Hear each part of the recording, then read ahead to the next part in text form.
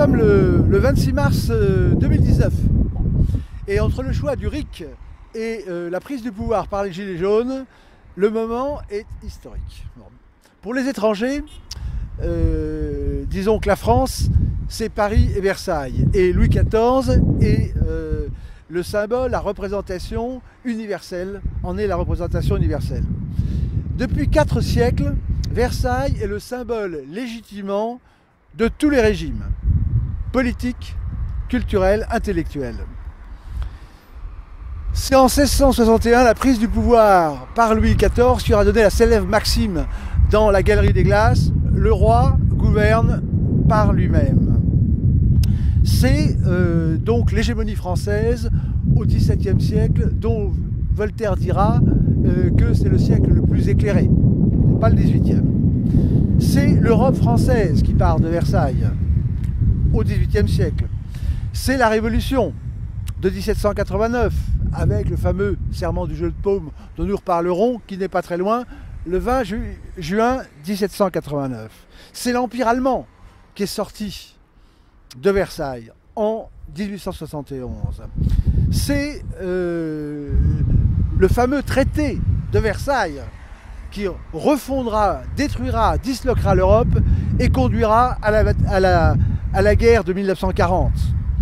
C'est également le lieu qu'a choisi l'art new-yorkais se disant contemporain comme pivot en Europe de l'implantation de l'art new-yorkais de dérision contre lequel nous nous sommes battus sans répit depuis 2008. Alors, et maintenant, l'idée de la prise du pouvoir par le président Macron vient de Versailles, et plus précisément des communiqués de la défense de Versailles, où il a puisé l'idée, finalement, qui s'est traduite par sa phrase suivante, jamais citée par les journalistes. Il y a dans le processus démocratique et dans son fonctionnement un manque, la figure du roi. Et la figure du roi, vous l'avez derrière moi, c'est celle de Louis XIV, dont il se recommandera dès son élection, en venant faire son discours de politique générale à Versailles. Et maintenant, c'est le serment du jeu de paume, des Gilets jaunes, qui a été lancé le 13 décembre 2018 par Priscilla Ludowski et Maxime Nicole. Alors, et maintenant, et aujourd'hui? Et aujourd'hui, c'est le jour de l'Assemblée générale des Gilets jaunes de Versailles, consacrée au RIC. Bon. Et donc, ce qui doit être déclaré, la démonstration qui doit être présentée, c'est que les RIC, si c'est une bonne idée pour faire aboutir le mouvement des Gilets jaunes, une bonne idée de départ, ce n'est pas la bonne solution. Ce qui sera démontré, c'est que la solution, c'est la prise du pouvoir par le mouvement des Gilets jaunes en 2022. Alors, c'est dire que c'est de Versailles que doit partir l'élan de légitimation du grand débat des Gilets jaunes devant remplacer en vrai le faux grand débat de Macron. C'est dire que c'est de l'acte symbolique fondateur posé par le serment du jeu de paume des Gilets jaunes le 13 décembre 2018 que doit jaillir l'invention de la nouvelle doctrine du peuple souverain en fait et non en mots. Alors, démonstration. Quelle est la situation? C'est une situation de blocage dont tout le monde parle, comment en sortir, comment se réconcilier. Et donc, c'est ce qu'on appelle finalement un dialogue de sourds. Bon. Et ce dialogue de sourds est entre deux systèmes, mais deux volontés radicalement opposées. Il y a d'un côté le système prédateur, représenté par le président Macron, et puis l'antisystème de la proie, représenté par les Gilets jaunes. Deuxièmement, quel est le paradoxe? Le paradoxe, c'est que ce dialogue de sourds se réclame de la même doctrine politique. Cette doctrine politique, c'est celle du peuple souverain, de la volonté générale et de la représentation, qui s'incarne dans une phrase, l'article 2 de la Constitution, le gouvernement du peuple, par le peuple et pour le peuple. Et le peuple, c'est le peuple des Gilets jaunes qui se dit, ça ne fonctionne pas. Alors, pourquoi est-ce que ça ne fonctionne pas? Parce que le langage de cette doctrine, le mot doctrine est capital, ne marche pas, ne fonctionne pas. C'est un langage truqué, un langage piégé, c'est un langage mystificateur. Et donc on ne peut pas parler avec un langage truqué. Alors, ce n'est pas nouveau ce constat. Quelles sont les solutions qui sont proposées? Il y a déjà des années, on dit 40 ans, mais on peut même remonter au-delà, que le décalage entre l'attente des gouvernés et la proposition des gouvernants ne fonctionne pas. Alors, quelles sont les propositions? Eh bien, on peut en déceler trois. Là, il y a la réponse du général de Gaulle. Voyant que les partis confisquaient le pouvoir au détriment du peuple, eh bien, il a inventé, si on peut dire, l'élection présidentielle. On pourrait dire que c'est le RIC direct. C'est-à-dire que le peuple s'exprime et choisit son chef. Bon. Mais donc, c'est élection présidentielle. Mais les choses, après le départ du général de Gaulle, en tout cas, n'ont cessé de se dégrader avec le retour de la reprise du pouvoir des partis comme dans la Troisième République. Et donc, ça nous a donné le président Hollande, qui a dit le changement, c'est maintenant. Vous voyez, c'est pas nouveau, c'est maintenant. Et on connaît son célèbre discours électoral, toujours du 22 janvier 2012, au Bourget, disant « Mon adversaire, c'est la finance, le monde de la finance ». C'est là qu'on parle du monde. Bon. Et tout ceci nous a donné, fin 2016, une montée, une révolte contre le système. Tout le monde était contre le système. Même le Premier ministre, Valls, en sortant du gouvernement, dit qu'il était anti-système. Donc la question que posent les Gilets jaunes était déjà à l'ordre du jour à ce moment-là. Bon. Alors maintenant, première réponse de Gaulle. Deuxième réponse, finalement, c'est celle de Macron. Macron dit, le vieux monde, c'est fini, et le nouveau monde arrive. Mais il a apporté évidemment le super système. C'est l'homme contre le système qui tout à coup, par ce trucage du langage, le langage ventriloque que j'ai bien décrit, n'est-ce pas, dans Macron le président, et bien finalement l'homme qui prétend incarner l'antisystème, il devient le super système. C'est-à-dire l'homme de la finance, l'homme même du parti anglo-saxon. Enfin, donc c'est une caricature. C'est une caricature. Bon. Alors, donc, ce système de dupes, de l'ultra-libéralisme du système, donc, a explosé, on peut dire, avec la déclaration de Hulot, qui a dit « Je ne peux plus me mentir ». Et il a révélé que le gouvernement n'était pas le gouvernement, et qu'en fait, le véritable pouvoir, ce sont les lobbies, pour faire court. Ce sont les lobbies qui gouvernent. Bon, alors effectivement, c'est pas effectivement l'attente démocratique. Alors la troisième proposition, de Gaulle d'abord, ensuite il y a Macron qui propose, le président Macron qui propose donc un nouveau monde, et finalement, troisièmement, ce sont les Gilets jaunes. La réponse des Gilets jaunes à ce décalage qui fait que la démocratie, le langage de la démocratie ne fonctionne pas, c'est le RIC. Et c'est le sujet de ce soir, de l'Assemblée générale. Alors, la question qui se pose, c'est une bonne idée, intéressante, le RIC, mais voyons un peu plus clairement ce que c'est. Que propose le RIC? Donc, le référendum d'initiative citoyenne. Bon, d'abord, sur la Constitution, de pouvoir finalement modifier ou interdire tel ou tel article de la Constitution. Bon. Deuxièmement, sur la loi, de rédiger ou d'abroger. Sur les traités, d'être consulté. Bon. Et c'est sur ce RIC qu'a porté le serment, le fameux serment des Gilets jaunes du jeu de paume, c'est de ne pas se séparer tant qu'il n'y aura pas eu un référendum proposant au peuple français le RIC, et puis non pas la suppression, mais la réduction des privilèges, et puis la réduction des prélèvements. Voilà ce fameux serment en référence au célèbre serment du jeu de paume du 20 juin 1789. Je note qu'il y manque quand même la révocation, chère à M. Jean-Luc Mélenchon. Quoi qu'il en soit, si ce RIC aboutissait, que veut-il dire? Eh bien, c'est une autoroute pour que le peuple puisse s'exprimer, puisse décider pour la Constitution, pour les lois, pour les traités. Donc, c'est une autoroute de prise du pouvoir par le peuple, tout simplement. Donc, il est bien évident que cette autoroute ne peut pas aboutir, parce qu'elle consisterait à confisquer le pouvoir au profit du peuple souverain. Alors, donc, le RIC est impossible. C'est une bonne idée, c'est l'idée démocratique de la démocratie directe des Grecs, pourrait-on dire d'ailleurs, mais aucun pouvoir ne l'acceptera. D'ailleurs, pour que pour qu'elle soit mise en place, il faudrait que quelqu'un ait le pouvoir. Et comme c'est le pouvoir qui a le pouvoir ne peut pas se dessaisir de son pouvoir. Donc le RIC est impossible. La vraie solution est inverse. C'est de prendre le pouvoir et après de pouvoir changer la Constitution. On ne peut pas changer la Constitution pour prendre le pouvoir, puisque pour changer la Constitution, il faut déjà l'avoir.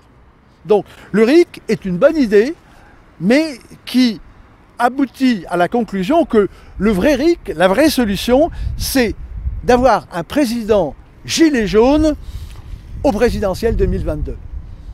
C'est ça l'autoroute. Alors, le secret, évidemment, pour arriver à cette solution, évidemment, est dans la langue française.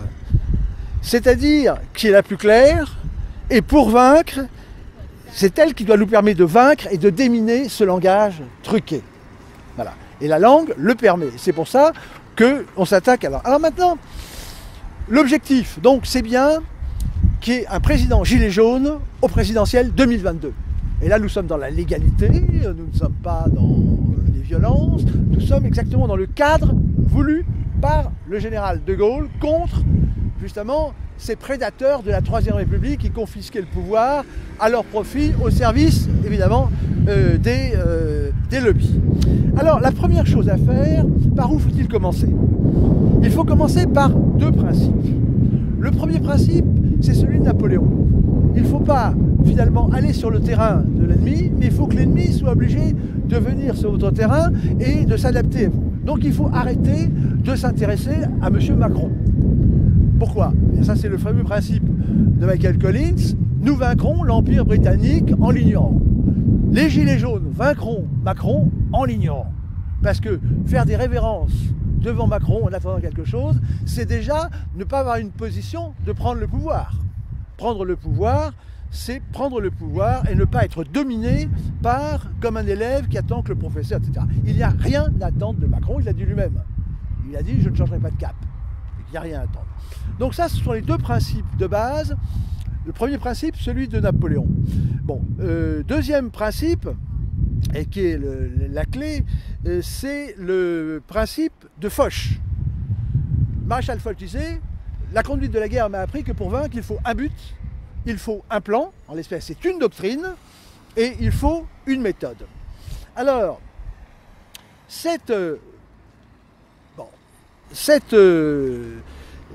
et je dirais donc le troisième principe, donc Napoléon Foch, et le troisième principe, l'excellence, qui est le grand principe français, viser l'excellence en tout. Alors maintenant, nous avons vu les principes de base, il faut partir donc, ne pas aller sur le terrain ennemi, l'obliger finalement à venir chez vous, et puis ensuite avoir bien une doctrine pour gagner la bataille. Alors comment? Eh bien, comment il faut refonder la République et la démocratie. La République à la romaine et la démocratie à la grecque.